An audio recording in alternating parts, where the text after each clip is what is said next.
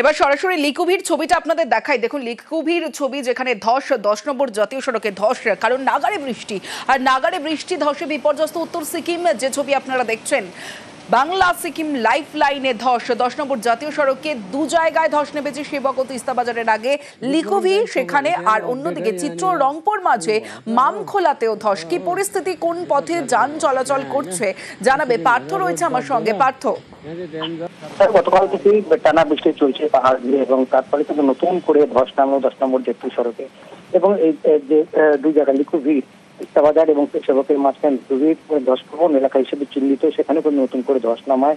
সকাল থেকে পাথর গড়িয়ে পড়ে পাহাড় থেকে, এবং তাতে কিন্তু খানিকটা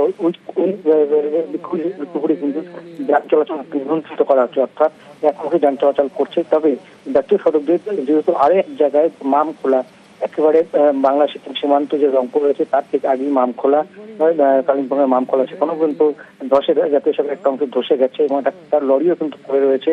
এবং সেখানে কালিম্পং জেলা প্রশাসন এই 10 নম্বর জাতীয় সড়ক অর্থাৎ বাংলা সিকিম লাইফ লাইনে ভারী যানবাহন চলাচলের উপর নিষেধাজ্ঞা জারি করেছে, এবং অন্য ছোট গাড়ি, পর্যটক বোঝাই গাড়ি যাচ্ছে বটে, তবে যদি বিকল্প পথ ধরে যায় সেইরকম সেই পরামর্শে কালিম্পং প্রশাসন, অর্থাৎ শিলিগুড়ি থেকে সেবক হয়ে গুরুপাথান, লাভা, ললিগাঁও হয়ে কালিম্পং, এবং তারপর সেখান থেকে বিকল্প পথ ব্যবহার করে পরামর্শ দিয়েছে কালিম্পং জেলা প্রশাসন।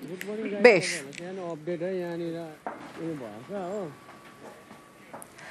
টানা বৃষ্টি ধসে কি পরিস্থিতি উত্তরে সেই ছবি তো দেখলে। শিলিগুড়ির ছবিটা আপনাদের দেখায়। শিলিগুড়িতে টানা বৃষ্টি এবং গাছ ভেঙে রাস্তায় পড়ে রয়েছে যে ছবি আপনারা দেখছেন। রাতভর বৃষ্টি সঙ্গে ঝোড়ো হাওয়া। শিলিগুড়ির হাসমি চকে ভাঙলো গাছ, ভাঙলো মন্দিরের একাংশ। দুর্যোগে ব্যাহত জনজীবন, বিপত্তি এড়াতে নজরদারি পুলিশের। এবং যে ছবি আপনারা দেখছেন, রাতভর বৃষ্টির পর কি ছবি শিলিগুড়ির দেখাচ্ছি আপনাদের।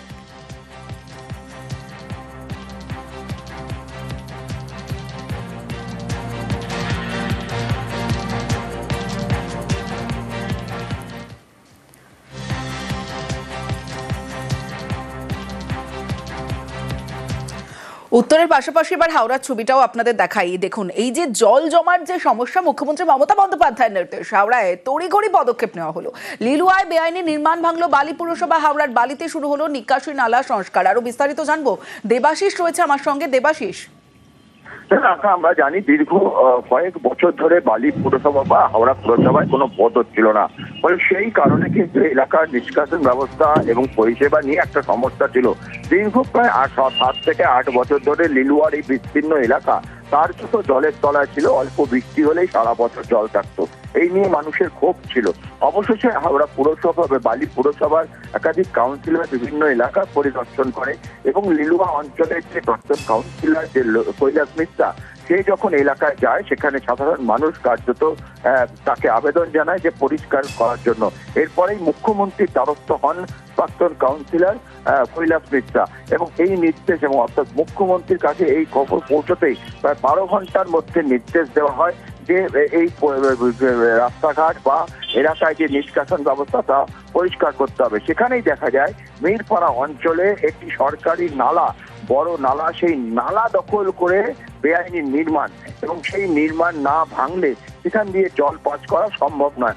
ইতিমধ্যেই গতকাল থেকে সেই নির্মাণ ভাঙার কাজ শুরু হয়েছে, এবং এই এলাকায় এই নির্মাণ ভাঙার পরে যে নিকাশি ব্যবস্থা সচল হবে তাতে প্রায় 8টি ওয়ার্ড লিলুয়া অঞ্চলে বা বালি পুরসভার তারা কিন্তু উপকৃত হবে।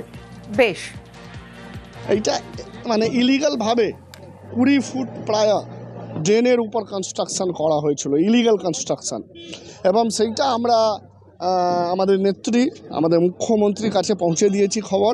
তিনি উইদিন 12 ঘন্টার মধ্যে আমাদের খবর যখন পৌঁছে দিয়েছি, তার 12 ঘন্টার মধ্যে তিনি অর্ডার দিয়েছেন এবং অ্যাকশন চালু হয়ে গেছে।